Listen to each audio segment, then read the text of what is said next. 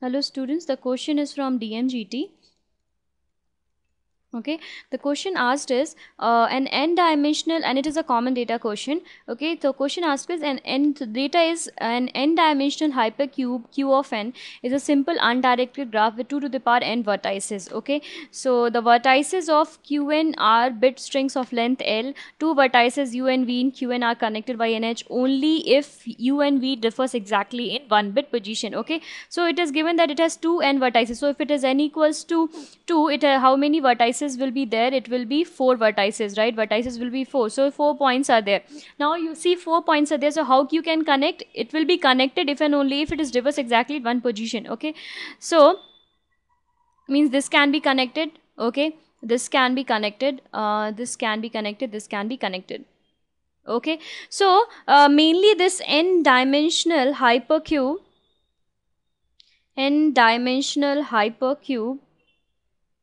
that is nothing but q of n is also called, it is also called as n cube. Okay, and this is what it is, n dimensional, it is n dimensional analog of a square where n equals to 2 and a cube when n equals to 3. So I am telling this is a square or this is a cube. So you know that this square will always contain the cycle of even length, right? Even length. Even cube will contain cycle of even length, and whenever a graph contains cycles of even length only, okay, then it is a bipartite graph, right? Bipartite graph. It does not contain any bipartite graph, any cycle of odd length, then it will be a bipartite graph, right? So another condition what it is given as, that its edges differs if u and v differs exactly in 1 bit position, means you can say that this statement can be written as no adjacent vertices can be have same color,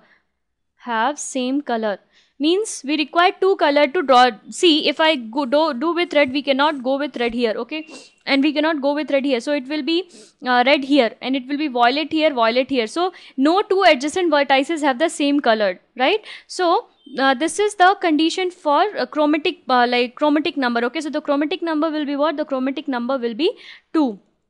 Since the chromatic number is 2, again this is a bipartite graph. Okay, so the two conditions satisfy that it is a bipartite graph, and since every vertex of q of n is incident to exactly to n edges, it means it is regular. Okay, so so the q of n is what? Regular bipartite graph. So the answer is A. Now what is the second part? The second part is asking number of edges in Qn.